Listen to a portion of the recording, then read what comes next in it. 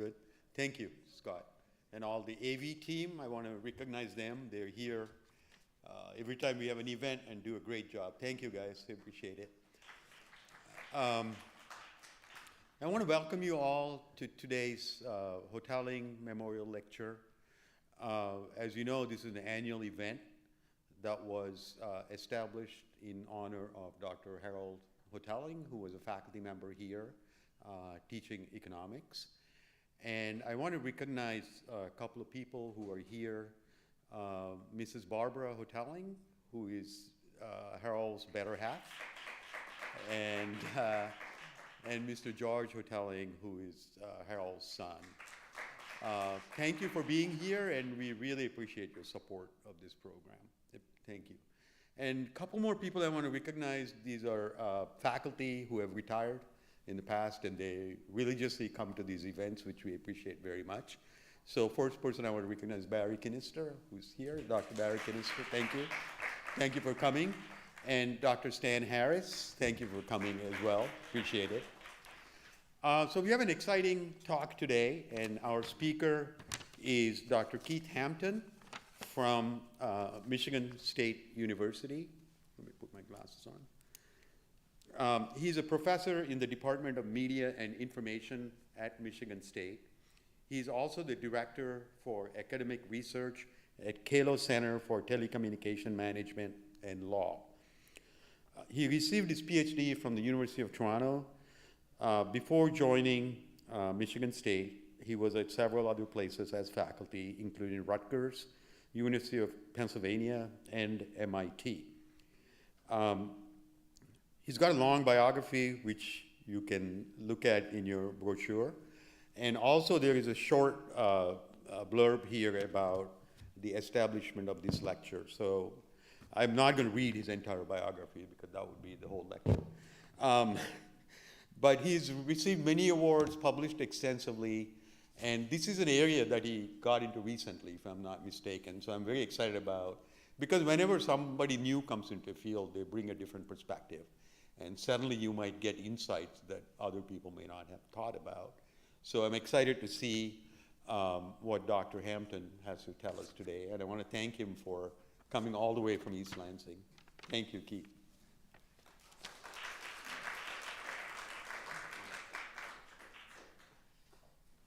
Well, thank you very much for that introduction. It's a real pleasure to be here. And so what I want to talk about today is the relationship between disconnection and everyday uses of our digital media and digital technologies. And that's everything from mobile phones to the internet to social media. And in particular, I want to talk about the implications for adolescents. And we're going to focus on a series of outcomes that I care about related to academic achievement, educational aspirations, their interest in STEM careers, which I'm sure resonates strongly here, self-esteem and psychological well-being, and then their social tolerance. And I want to focus on how digital inequalities are related to traditional inequalities, including those related to income, race, and gender. So the question that I'm fundamentally interested in this body of work is whether or not equality in access is going to be enough. So is access alone going to be sufficient to achieve better outcomes? And what exactly do we mean by better outcomes? What exactly are we trying to fix? If we build it, if it is affordable, will we fix whatever that outcome truly is? And so I'm framing this around the idea that the outcomes we care about all broadly fit under the umbrella of social inclusion. And that's the idea that everybody should have an opportunity in our society to prosper and enjoy kind of minimal standards of well-being, whether those are related to education or well-being, social well-being, and so on. Okay, so I want to introduce this term, pharmakon.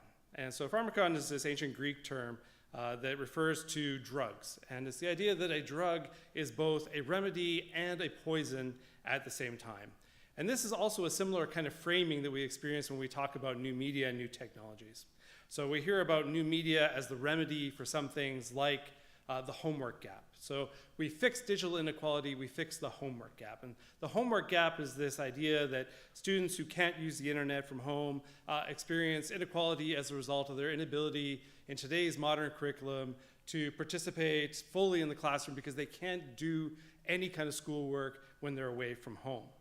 and it leads to a deficit in homework completion and poor academic outcomes. We also hear about using new media as a remedy to things like building interest in STEM careers. And then we hear about new media as a poison, right? New media is a poison because it displaces time that adolescents might spend with friends and with family and in other kind of important physical activities and so on. So social media being harmful then to adolescent psychological well-being and this potential kind of trade-off. So this idea that media is poison is not new, right? So this is one of my favorite quotes.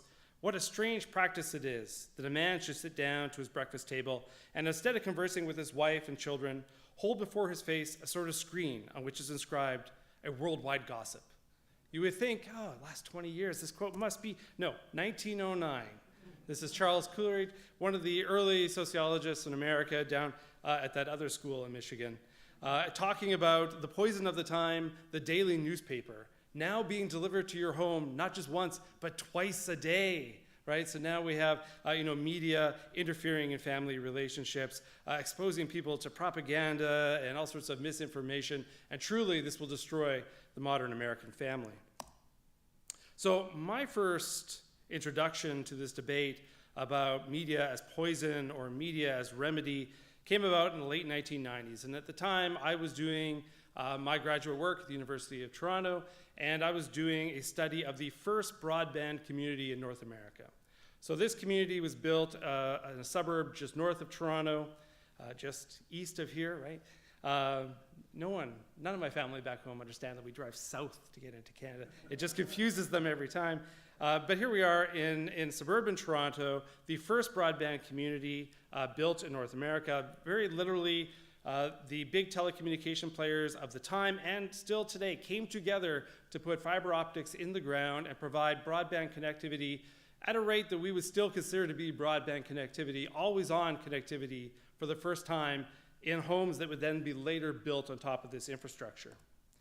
And so it was a unique opportunity to study broadband connectivity when it was new, but it was also a living laboratory. So I was living there as a graduate student, doing an ethnography, living in a basement apartment, watching these people for a couple of years, and then we surveyed them and we did a number of studies. But the most interesting part of this as a sociologist is that there was complete chaos in terms of connecting people to this broadband network. And as a result, about half of the people who bought homes in this neighborhood that was explicitly sold as, you will have broadband for living here, were never connected. So I had a built-in control group of people who expected to have broadband access, but because of various kind of organizational bunglings, never ended up with it. So I had a comparison group of those who were wired and those who were non-wired. And so, well, that was really unfortunate for them, great for me as a sociologist, and we were able to observe, how this very early exposure to broadband connectivity, which included access to remote medical information, some new online distance learning opportunities for the first time, and we were able to observe children in the neighborhood using, at the time, neighborhood email lists to find new friends, to get help with homework. We found that those people who were wired knew more of their neighbors. They talked to them more in person, they talked to them more on the telephone, and they talked to them online.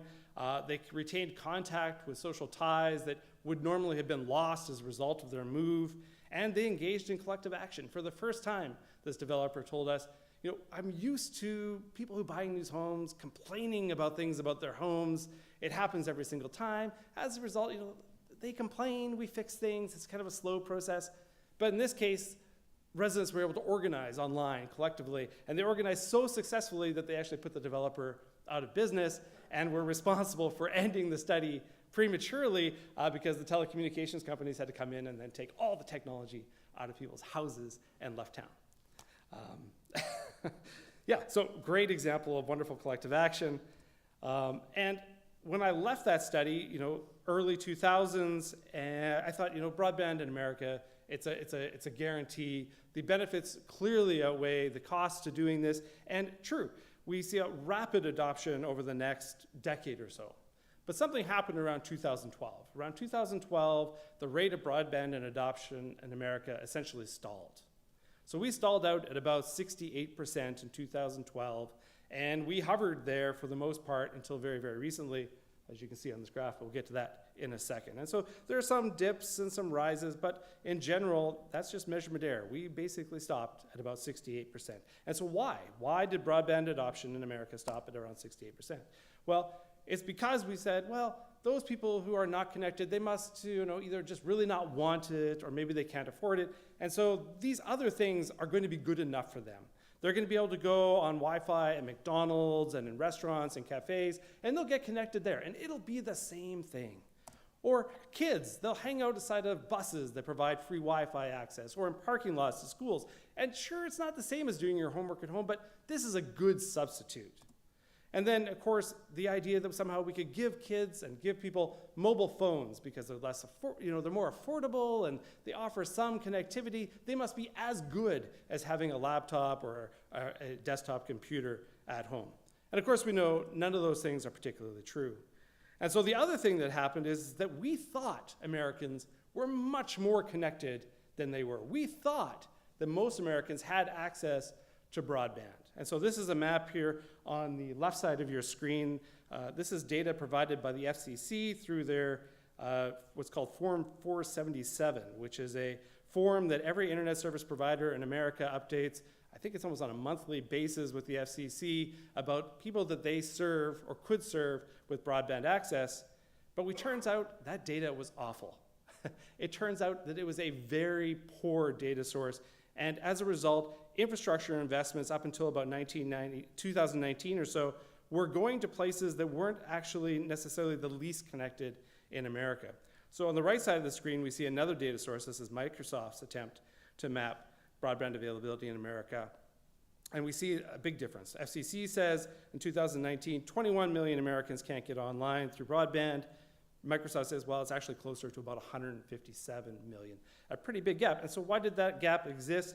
Well, this 477 data is the reason, and the reason is that ISPs were trusted to report their service areas to the FCC by saying, if you serve at least one household in a census block, we assume that you therefore serve the entire census block. Or even better, if you promise that you could serve a household, any household in that census block, we will assume that you could then also serve everybody in that census block. And as a result, we ended up with maps like we see here for Ottawa County on the right, where it essentially shows the entire county could be serviced by broadband. But in reality, when we go in through other measurement types, like the surveying we've been doing with Merit Network recently, you see big gaps in the infrastructure available for broadband connectivity. And so this is what that difference looks like for Michigan on a whole. 2019, we assumed that less than 1 million people in Michigan could not get online, but in reality, it was probably closer to 5 million or so. So at around 2019, we recognized that there were these big problems in the data that existed out there about broadband availability in Michigan and across the United States. But something else happened, right? Shortly after 2019, this guy showed up and kind of changed the scene fundamentally. Overnight, right? We all knew how important broadband connectivity was. Overnight, we were working from home, we were getting healthcare from home, we were visiting our grandkids from home. All sorts of things were happening through broadband that couldn't have happened before or wouldn't have happened before, and the inequalities in digital connectivity became very, very real. As a result, policy that was previously impossible to move since sometime around Al Gore's time was suddenly very active, and there was suddenly a lot of money made available through Congress to provide improved access to Americans. And this included efforts to increase the affordability of broadband services and availability of devices, as well as money to invest in infrastructure to fix those gaps in rural broadband access in particular. And so, as you can see, it's approaching $500 billion at this point. I'm probably even missing a couple funding sources on here that are potentially available for broadband infrastructure investment. Okay, and so we have already started to see some of the results of these initiatives. And as a result of the pandemic, we've suddenly see, for the first time, 77% of American adults now having broadband connections at home. So we're already starting to see a significant increase. And the question we have is, what happens after this big initiative to improve broadband infrastructure and to increase access due to affordability. Will access alone be sufficient to achieve the better outcomes that we hope to see? And will better access contribute to increased social inclusion? So these are some of the graphs that we kind of are accustomed to seeing out there about the relationship between access and some of these outcomes that we might care about. So this is the relationship between connectivity or access and homework completion. So this is the percent of students who sometimes or often leave homework unfinished and relationship to the types of internet access they have at home. So as you can see, those people with no internet access, much higher rates of homework incompletion. Those who have fast or broadband internet access, much more likely to complete their homework in a given day. And so the relationship is nice and linear. It makes us feel very comfortable that if we do provide better access, we will see better outcomes for students. Similar relationships here for grade point average in high school and middle school and the type of internet access, or the percent of students who plan on completing a university degree and the type of internet access that they have. Again, it's very nice linear relationship suggesting that those who have better broadband access will do better for these kinds of outcomes than those who have no access, slower access, or are dependent on, say, just a cell phone for their mode of connectivity. But what exactly is the what exactly is the mechanism here? Does this give us the full picture of what we should expect as access increases? So commonly, the association between broadband access and these outcomes ignores this kind of black box that exists between access and the outcome that we care about. So what we need more of is start to uncover that mechanism or the process that's responsible for the relationship between access and these outcomes that we might care about. Is it just simply providing access and experiencing better outcomes, or does something have to happen in this kind of intermediary step? So in order to do that, we need to understand what digital equality really looks like. So digital inequality is about more than just access. It's access, and it's also the everyday use of digital media. It's the activities that you do online. It's playing video games. It's using social media. It's watching videos online. And it's the types of skills or the digital skills and the types of different digital skills that you can gain from participating in those activities. So social media skills, basic internet skills, and so on. And then the relationship between access, activities, skills, and these outcomes that we might care about. And within that, we have to think about context, right? So every time we're thinking about access and activities and skills and outcomes, we have to remember that these things are happening within very unique contexts. So often we think of geography as the most important context, rural and urban divides in this case, but there's other things too. It's community, like level of education in the existing community. It's parenting styles inside households, and it's other existing inequalities. And so then we start to ask, well, how much does digital inequality really matter in comparison to these other things? How much can we rely on fixing the access divide and other types of digital inequality divides? Will it fix everything else? Or does socioeconomic status really matter more? Does the context of the community and the family status and parental education overpower those potential benefits that we might experience as a result of the activities that people are doing online? And so this is a real problem for researchers because these things are so intertwined that it is incredibly difficult to pull out what we can account for through digital inequality alone. So if we wanted to do this right, what we would hope for is another Netville. Right? What we'd hope for is a place where there are those who are connected and those who are not that will help us unravel this type of connectivity and complexity. So if only in America there were communities where people lived and went to school together, where households could afford broadband internet access, but somehow service providers were systematically depriving households of the opportunity to get connected. So this is my little farm in Williamston, not too far from here, about an hour away. But more importantly, this is a picture of rural America. So rural America is, again, a kind of living laboratory, an unexpected control group that allows us to differentiate between digital inequalities and other types of inequalities. And the reason that is that traditionally in the social sciences, if we wanted to understand some of these effects, we would go out there and we'd do random surveys of the American population in general, and we'd look at adolescents across the board.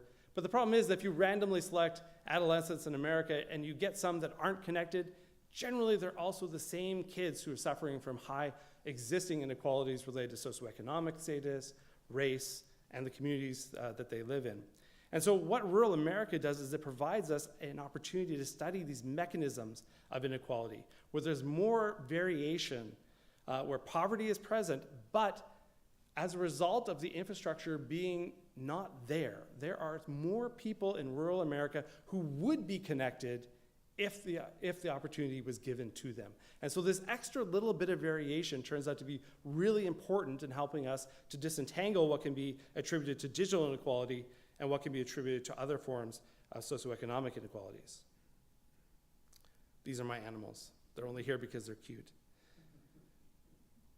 Okay, so what might that look like? So this is the idea of a natural lab where we can study inequality in rural America and everyday uses of new media. So it's not as simple as Netville, where there's wired and not wired. When we're talking about rural America, we're talking about a much more complex place. We have our digital inequalities of access, activities, and skills, but we also have traditional inequalities, minority status, income, single parenthood, and we have other activities that kids are doing every single day. They're completing their homework, they're not completing their homework, they have more or less interest in school, more or less interest in STEM careers, and they're participating in a whole bunch of other activities outside of school. Some have jobs, some volunteer, some play sports, and some are even in the robotics club. And then we're interested in these different types of outcomes. We're interested in outcomes related to their classroom performance, how they do on standardized exams, their educational aspirations, and so on.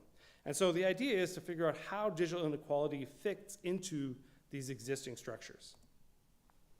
And sometimes it is actually very complicated, right? So things are rarely all good or all bad. Things are rarely a full remedy or a full poison.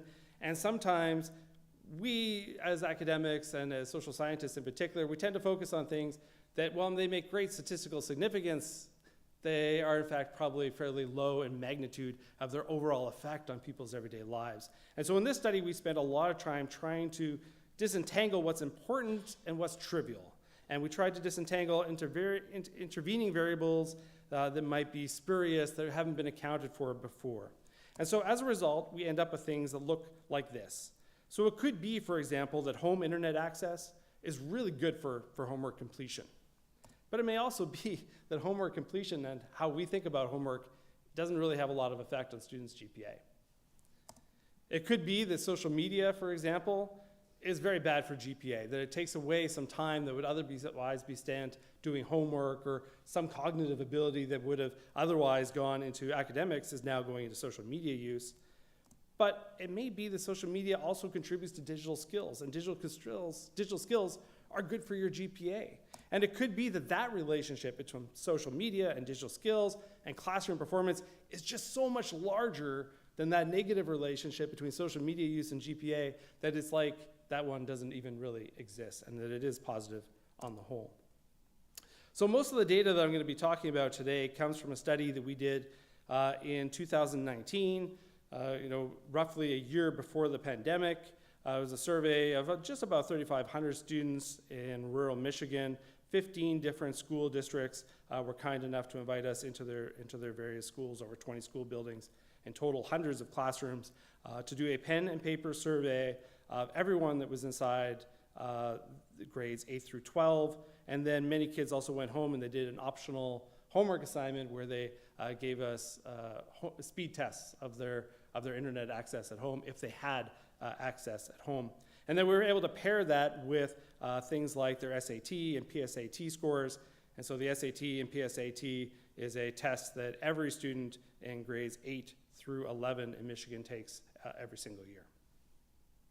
Okay, so I'm going to focus on 5 examples of different outcomes. We'll focus on academic achievement, so that is grades and standardized test scores. We'll focus on their educational aspirations, and so that is students deciding to complete high school, go on to college or university. We'll focus on their interest in STEM careers, and then something about adolescent well-being, specifically self-esteem. And then from a related study, I'll talk very briefly about social tolerance.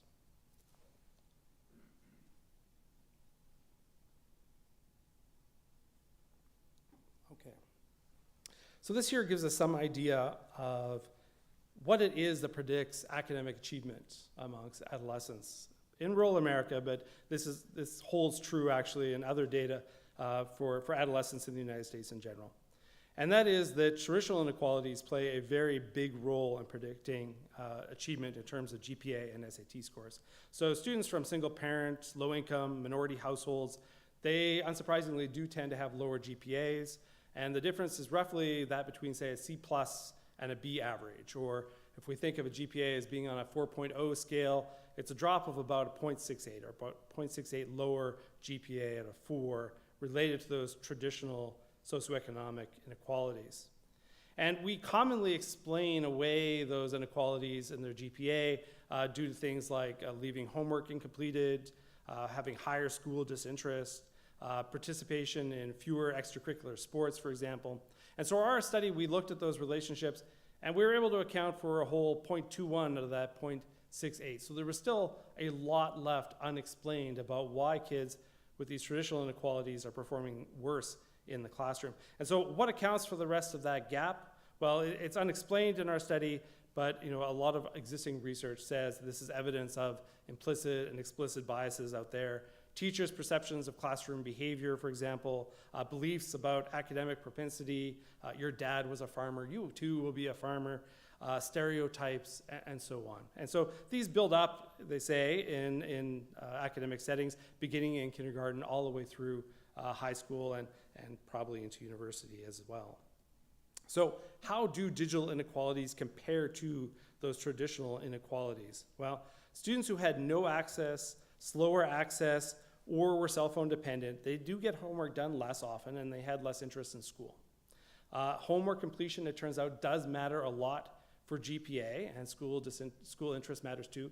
It turns out homework completion does not matter anywhere near as much for SAT scores, but it matters for classroom performance. And so a student who rarely leaves homework incomplete, versus one who often leaves it incomplete, experiences a drop or lower 0.5 GPA to 4. So it's a real difference related to homework completion. That's about 3.3 percentile on the SAT. So not maybe as big of an effect there, but it's still there. And so what we found was that there was in fact little of the difference in homework completion and school interest explained as a result of access inequalities, especially when we think about those traditional inequalities. So through differences in homework completion, broadband internet accounted for about 0.03 to about a 0.08 lower GPA. Basically trivial. And a less than 1 percentile lower on the SAT, and something similar for school interest. However, if we start looking at other types of digital inequality, we find a very different story. So digital skills are in fact amongst the strongest predictors of academic achievement that we could find, regardless of students' socioeconomic status. Students who have better home internet access, unsurprisingly, they do more things online.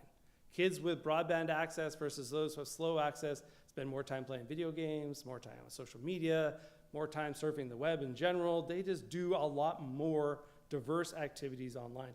And it turns out the more diverse activities you do online, the higher your digital skills are, right? So for example, a heavy user of video games, and by this I mean slightly heavier, just over a standard deviation higher, they tend to report about 21% higher internet skills. A heavy user of social media tends to score almost 10% higher on our measures of digital skills.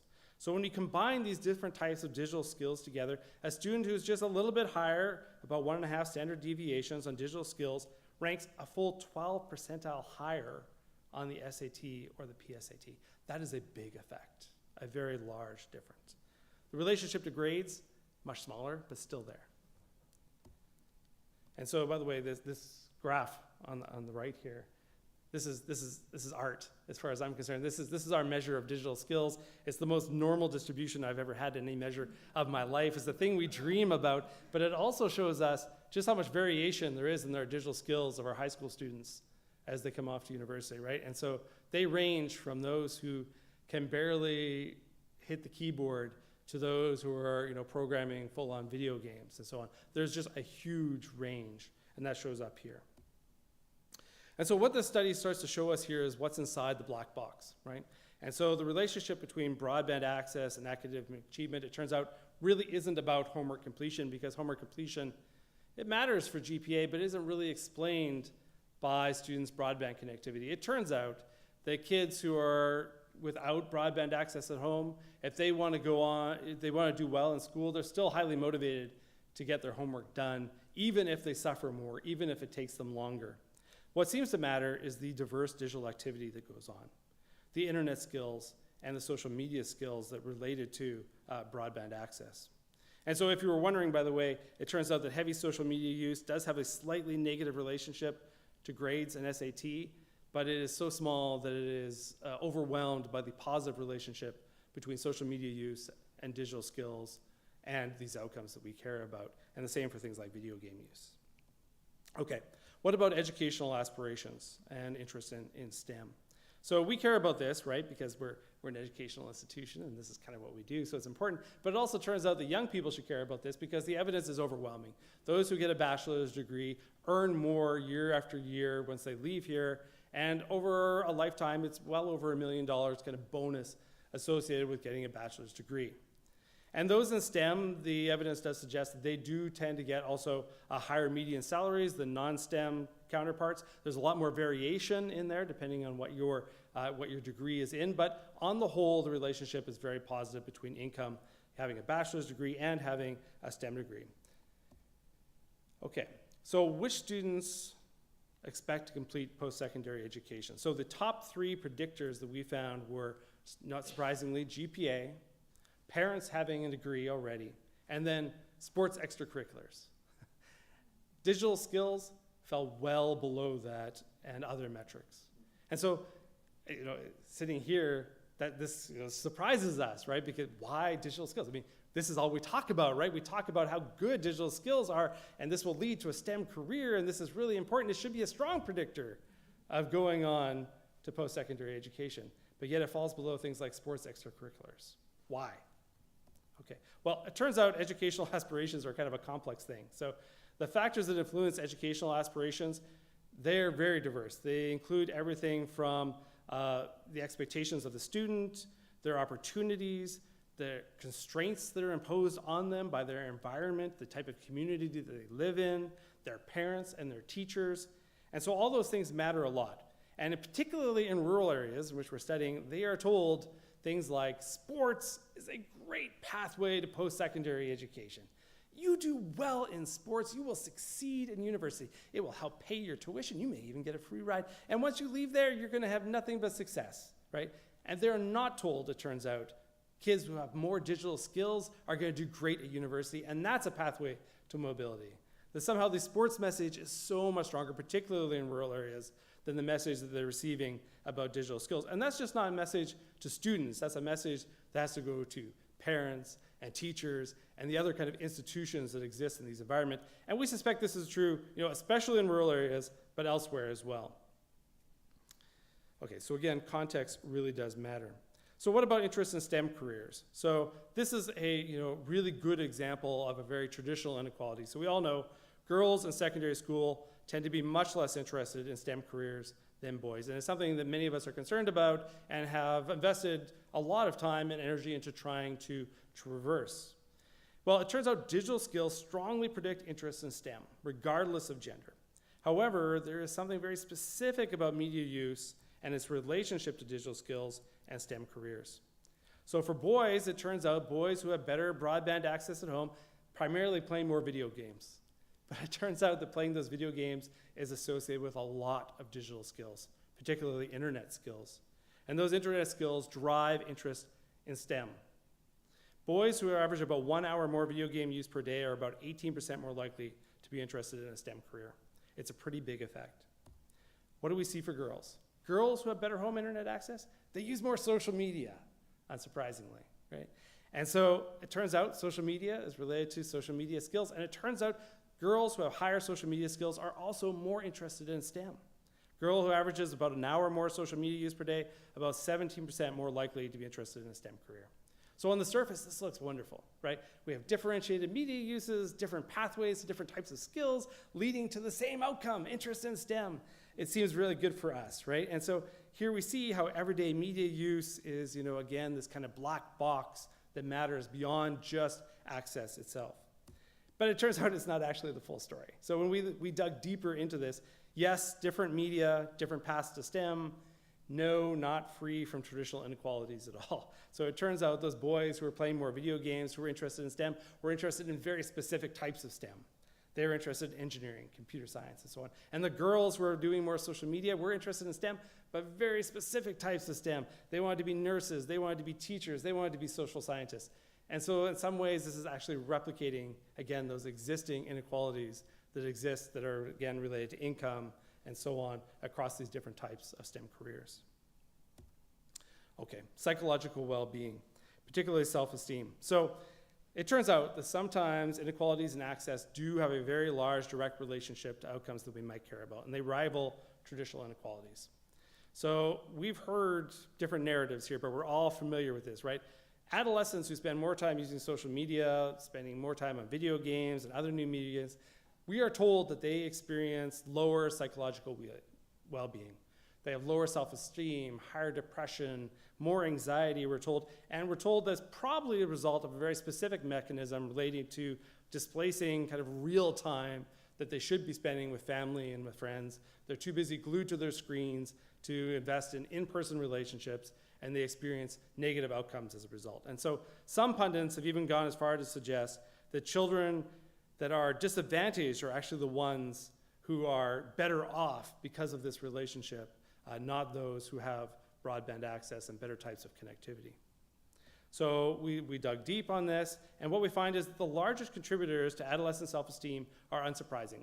This is well established in literature, and it shows up in our data. Girls in general have lower self-esteem as adolescents. It's a big difference, right? And so these numbers behind there with the little b, these are a kind of standardized coefficient to give you some idea of the kind of magnitude of these different relationships. So gender matters a lot when it comes to adolescent self-esteem. Girls are by far disadvantaged relative to boys in relation to psychological well-being just because they're girls. Those with lower GPAs also tend to have lower self-esteem.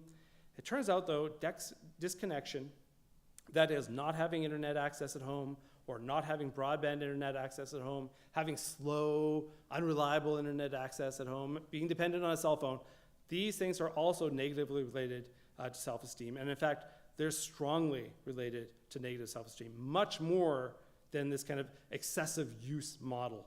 So heavy, excessive use of any media, whether it's social media or video games, has a very small relationship to self-esteem, almost trivial, especially in comparison to these traditional inequalities, and especially in comparison to the alternative of disconnection, those adolescents who have poor or no home internet access. And so it also turns out that other types of disconnection matter too. So it's not just physical disconnection, it's if you live in a household where your parents have placed a lot of emphasis on restrictive media practices. That is, that they take away cell phones and video games as punishment, and they limit you to an hour of screen time a night, even if you have homework, that these types of relationships between parents and students, restrictive media parenting practices, are substantially related to lower adolescent self-esteem. And the magnitude is very, very large, such that if you're an adolescent who lives in a household with poor home internet access and has parents who have a lot of these restrictive media practices, that is actually a larger negative relationship to self-esteem than even gender or having a lower GPA. So it is very big. Okay, so context clearly matters here. Disconnection can be especially harmful in rural areas. There are existing inequalities in education, geographic exclusion related to well-being, access to healthcare, access to post-secondary institutions, and so on, that make this relationship presumably much worse in these contexts.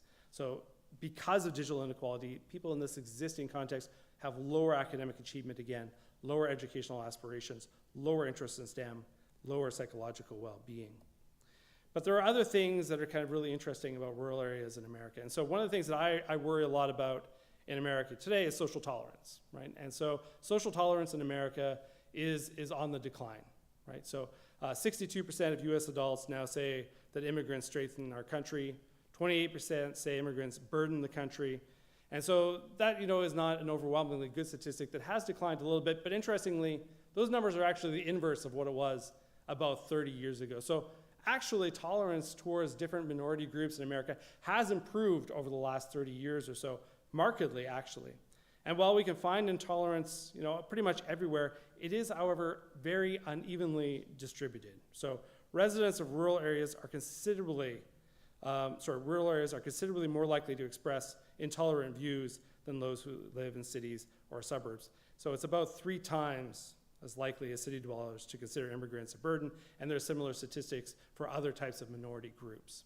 And so why is it that rural areas tend to be kind of a bastion for intolerance? And so we know this from the kind of sociological literature out there, that those who live in rural areas tend to have lower social tolerance because of lower social mixing and lower levels of educational attainment. And so the kind of classic example is young people who live in rural areas who then go off and attend university and college, and they come here, and there's something about this place and the type of social mixing that tends to happen here that is really important, and that they become more tolerant individuals as a result of being here, even over that 4-year period. And when they leave, they don't tend to go back, though, to their rural communities and bring that tolerance, that increased tolerance with them. They stay in urban and suburban areas, and they rise into the middle class, and they become even more tolerant, which is generally kind of a good social good, but it does nothing for those that are left behind in these rural communities where that intolerance tends to continue to replicate. So the question we have is, there's something about digital inequality that fits into that relationship, because surely we've all noticed that there's something different today about what happens in universities than what happens, say, in my generation when we went off to university. Now when kids come here, they know, roommates ahead of time. They, stay in contact with mom and dad, throughout the day, whereas previously, it was a phone ringing, in the dorm hallway, and you might be around to get that. So the level of connection between students today and where they came from is much higher than it was. And so this could go 2 ways, right? We could have students now who are more anchored in these rural communities than they were before, and they stay anchored in those communities while they go off to post-secondary education as a result of digital connectivity and what they see each other doing through social media and share through social media. Or it could be that parents, see all the kind of social mixing that happens here at university through social media, and maybe some of that tolerance starts to wear off back home. And so this is a graph of white, first-generation rural students at an unnamed Midwestern university. And in green here, you see students, and in black, you see parents. And so you notice some interesting things. And so the dotted lines are parents and students who have come from homes with a lot of digital inequality. They have no or very poor internet access. And then the dashed line is those who have some connectivity at home, and parents use social media, the kids use social media, but they don't actually share things with each other through social media. They just do use the internet. And then we have the solid line, which is parents and students who have good internet connectivity and actually follow each other through social media.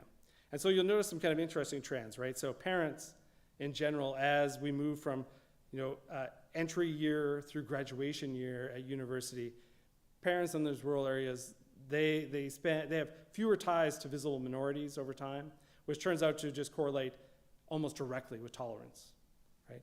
And so what we see here, why is that? Well, it turns out that secondary institutions, going to those high school sports games and so on, is really good social mixing for parents in rural areas. It's the only time they start to see people who are different from themselves for the most part, and that turns to matter a lot for the number of ties that they have to people who are different than them. And then that declines the longer their kids are away from home, because they have less reason now to go to the football game, or in my case, the tennis game, which is going on tonight. And then, the kids, we see what we'd expect. We see that the longer they are at post-secondary institutions, the more tolerant these rural kids become, because they are exposed to more visible minorities and interact with those visible minorities to the point that they become social ties of some type. But we also see interesting variation here by the type of internet use, right? And so we see that, for example, that parents and children who share social media, before they even come off to university, tend to have higher visibility of the social ties that are within their networks. They have more ties to diverse others. And as a result, parents don't decline as quickly in terms of their social tolerance, and the kids don't rise as quickly either. And so we see an interesting relationship here between connectivity and social tolerance that suggests that possibly digital inequality could offer some mitigating effect for social tolerance in rural areas. And so just some final thoughts. So I introduced you to Pharmacon, new media, remedy, poison, or maybe, right, just a scapegoat. So digital inclusion, we are pretty confident that does contribute to social inclusion, but it is rarely as simple as providing better access. And so far, much of the money that is allocated policy-wise is dedicated to improving access. And there is money out there for other things like digital skills, but much of that hasn't been allocated or yet decided about how it will be used. So we need to pay more attention to what's inside the black box. So what is happening between access and the outcomes that we might care about? Truly digital inequality related to access, activities, skills, and that context.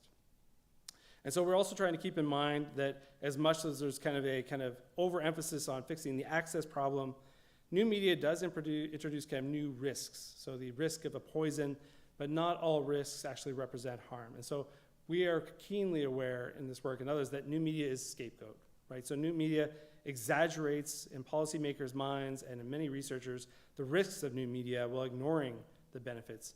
You know, often when people are studying the harms from social media, they study outcomes that only swing in one direction, right? You can't have a good amount of anxiety.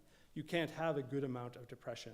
And so you don't take into account that other side of the pendulum. And so ignoring the risks of disconnection, risks distracting from so many of those existing persistent inequalities that we see here, those related to gender and income and geography and race and ethnicity. So I'll just end by thanking my collaborators at the Quello Center and the Department of Media and Information, and my student in Yangxin, and then those at Merit Network who have been helping us with this project over the last 3 or 4 years now, and the many, many, many teachers in Michigan school districts who have been letting us into their classrooms. Thank you very much.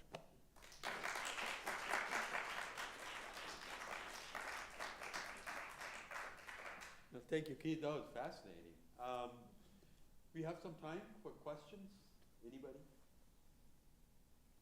Paul. Thank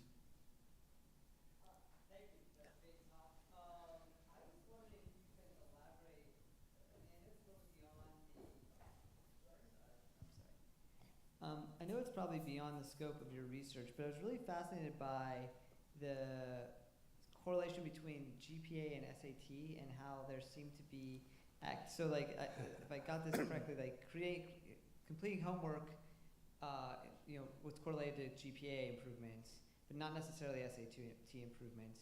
But the digital access was a pretty high improvement in SAT scores. I mean, like, as I reflect on that, I was just wondering if you could suss Digital that out skills, a little bit yeah. more. Yeah, and because as I reflect on that, it's like, maybe they should just spend more time playing video games and spending less time coming to class. You know what I mean? Like, and I don't want to draw that conclusion. So I don't know. I was just wondering if you could elaborate a little bit or hypothesize what's going on there. Yeah, it's a great observation. So this is a story that is old as the sociology of education. And so the relationship between homework and classroom grades and other types of academic outcomes are a little murky. And so the reason for that is that homework and its relationship to GPA might not actually be related to higher knowledge, but demonstrating something to teachers in classrooms about commitment to school and to learning that then translates into GPA. And so that's why it probably doesn't extend as well into things like SAT scores. But there's kind of more to this story too, and that is the sports aspect.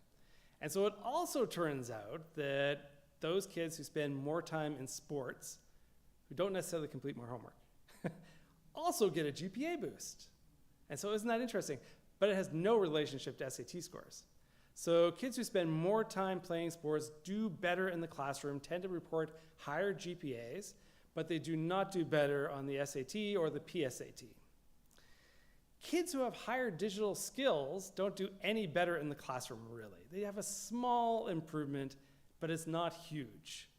But they do much better on the SAT and the PSAT, right? And so it's interesting that school athletes in particular are there's this long kind of history of this argument of how athletes are able to exchange social capital, right? The ability to demonstrate commitment to their school and to their peers and their teachers for human capital, for classroom grades, right? But there's something about, kids who are participating in the robotics club, we looked at those types of extracurriculars too, they're not doing any better in the classroom, but they're doing better on the SAT. So they are missing out on an opportunity that the athletes have for exchanging that type of social capital for human capital in the classroom, because there is some kind of disconnect between the value of digital skills for outcomes that appear on the PSAT and SAT and what happens in the classroom. And so in Michigan, this is actually a bit of an issue because there was a policy change about how digital skills are taught in secondary schools.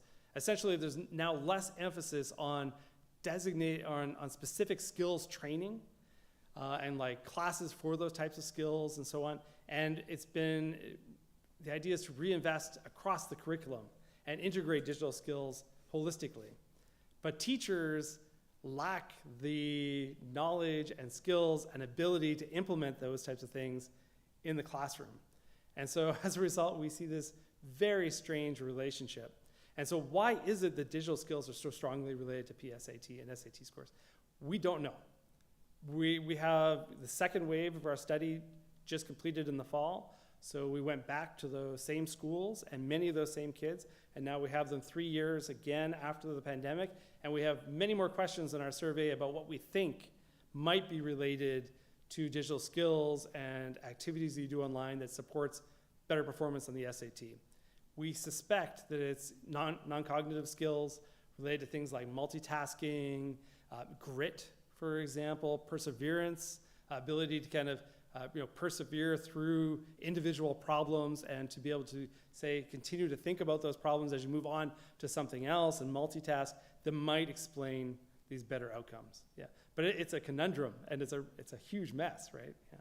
Yeah, if I can follow up too. Just if I can follow up too, I would say too that I'm sympathetic to the argument that like standardized tests measure the ability to take standardized tests, which it means it's a kind of gamified system, and so it strikes me that a lot of the digital activities are themselves kind of gamified environments. Oh, and so learning how to negotiate a gamified environment, whatever it might be correlate to that. I don't know. That's just another. That's interesting. Yeah, I kind of like that, right? And so this is actually a real problem for us, right? Because it's at a time in post-secondary institutions when we're talking about the value of SATs and PSATs for things like admissions, right? And so here we have a kind of an interesting situation that in rural Michigan, we were not able to account for any effect of traditional inequalities on academic performance on the SAT outside of what we already saw related to GPA. So GPA strongly predicts SAT, and those existing inequalities account for a lot of that variation in GPA. But in addition to that variation in GPA, we didn't see a lot extra explained at the SAT level. So that suggests that there isn't like an intrinsic bias that we could find in the SAT, but it's still very dependent on your GPA, right? And so one of the things that we're thinking about is, how could something like a standardized test be used to capture something like digital skills, to be able to capture, even kind of some of these broader 21st century types of skills that we think are important as STEM educators and beyond, that might explain not just performance in the classroom, but potential, right? And so if we see kids, for example, that do not as well as we would like in classrooms, but do a little better than we would expect on a standardized test, can we start to explain some of that related to potential, related to STEM and so on, that might be useful in admissions? But we don't by any means have any kind of answer to fixing that. Yeah.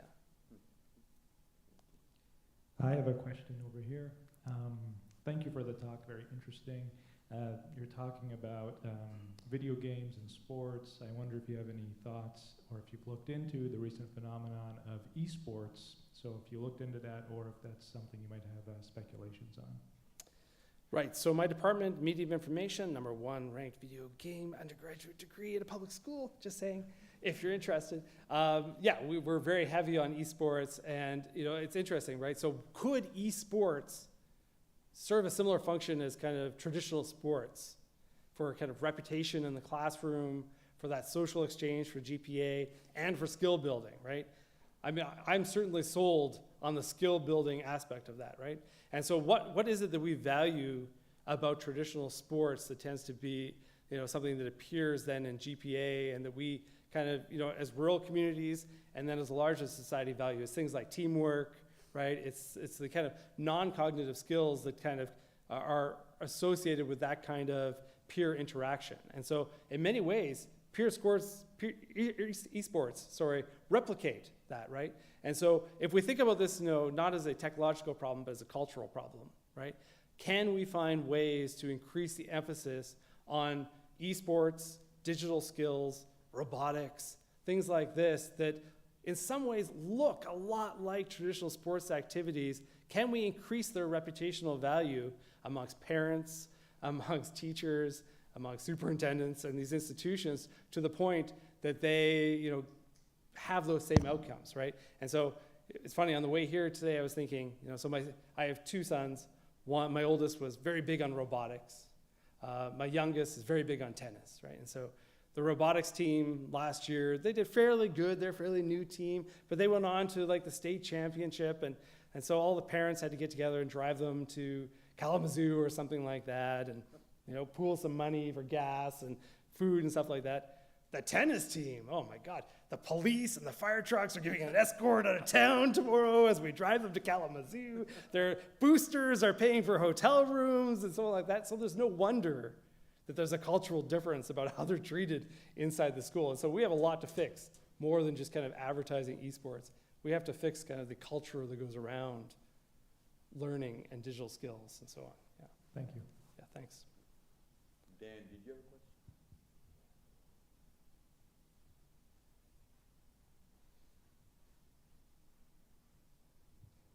Hi, so I was wondering if you've looked into the effects of this technology on the grown-ups. So especially in these rural communities, there's more than one way to use technology, and often there's different kinds of social media connections that the grown-ups are participating in. If you've, especially when you talk about toleration, there's different kinds of political streams that people can get into. So I was wondering if you looked into that at all. Yeah, so it's interesting. So I don't usually study digital inequality. And the reason for that is I always thought of it as the most depressing space in the type of work that I do, because for 20 years it's essentially been intractable. It's just sat there, and we had to talk about the same problems over and over and over. And so most of the time I've been studying adults and their use of social media. And so this was kind of something I kind of fell into. And so yes, personally I have a lot of studies that look at the relationship between using these technologies and different outcomes. And those range from everything from psychological well-being, where we find, again, very small effects for the most part, to political participation, to political deliberation, right? And so we found really interesting things like we were having a conversation earlier about how today something has changed about the structure of our networks, in that previously we used to abandon social ties over the life course as we moved from job to job and neighborhood to neighborhood and school to school. We replaced those social ties with perfectly good, acceptable new social ties in our new location. But now those social ties are stuck with us on social media, and our never-changing cell phone numbers and our email address that we've had since grade 1. And so these people stick with us. And so I've been very interested in studying how that persistence and the kind of awareness of those social ties has affected everything from psychological well-being to political participation. And so again, it's not a poison, but it's not a remedy either, right? The results are incredibly mixed, but often very, very small. Yeah.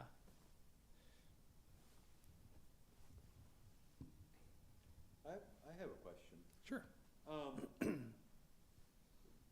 With these kids playing different video games and so on, and they're developing those digital skills, that's almost like passively developing those skills, right?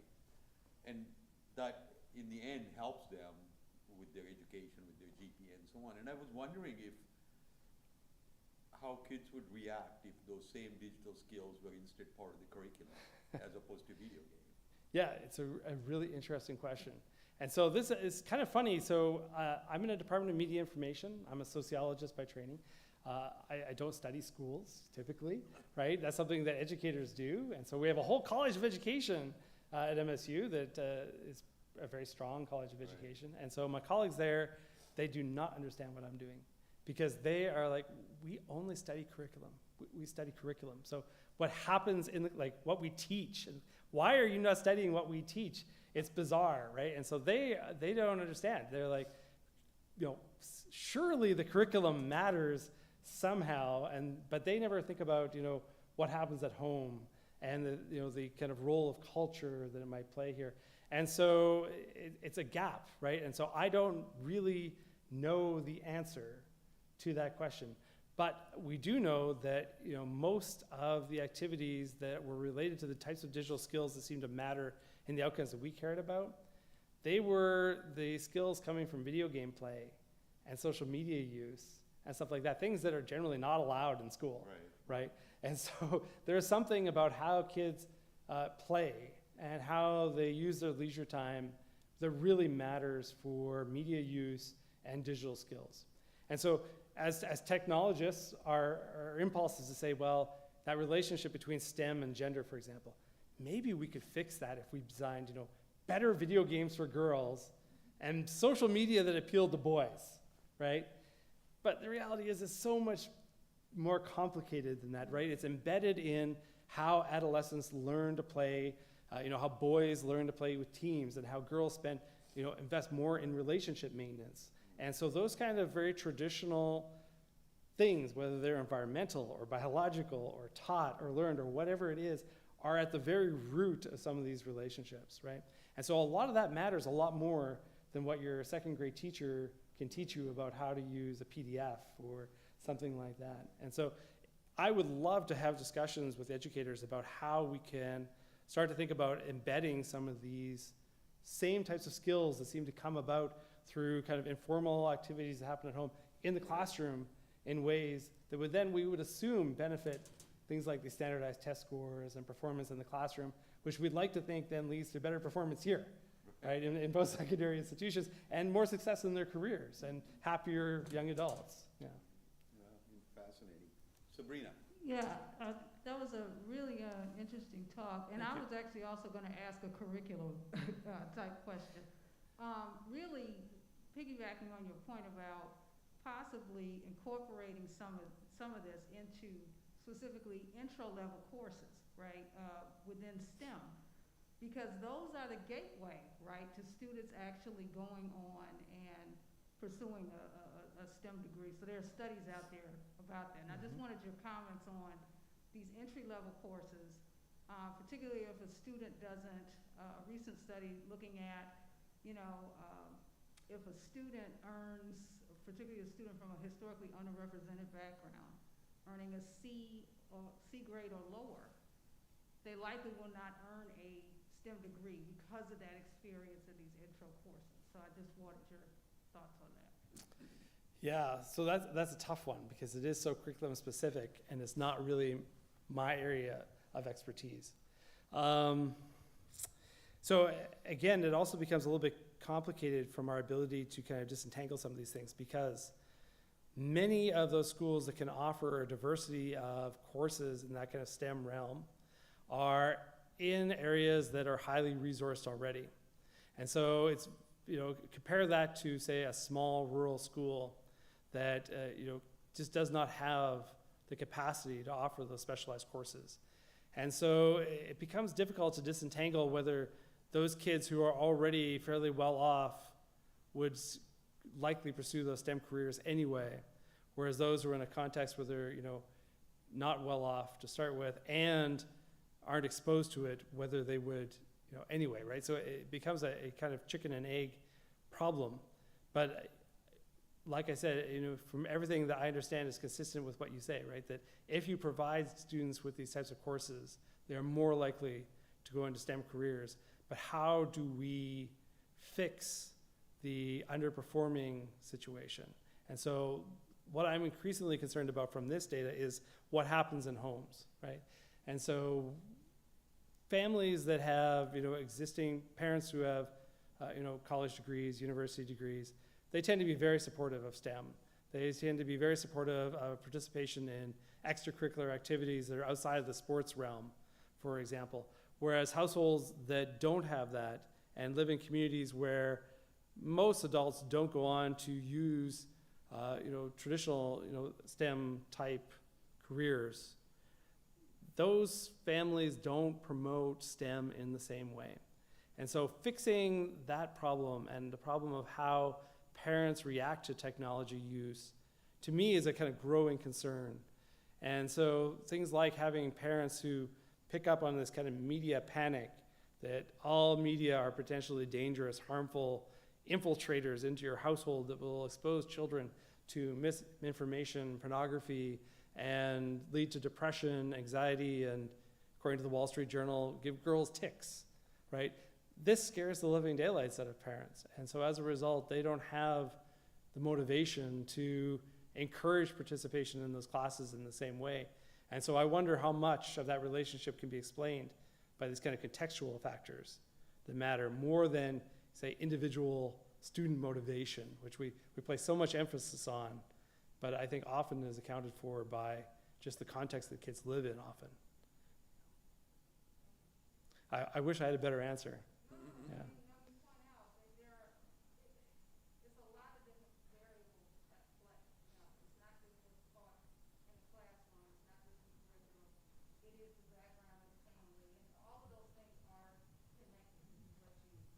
Shown in your presentation. Right, and it's the kid that's at home after school taking care of two siblings because they have a single parent family, or they have to work a job, or in some of these rural areas they have to go out and help milk 300 cow or something like that, that takes away time that would otherwise be invested in some of these extracurricular activities and potentially in more options in the school. Any other questions? Let's thank Dr. Hampton. Thank you. No, I really enjoyed it. Thank you.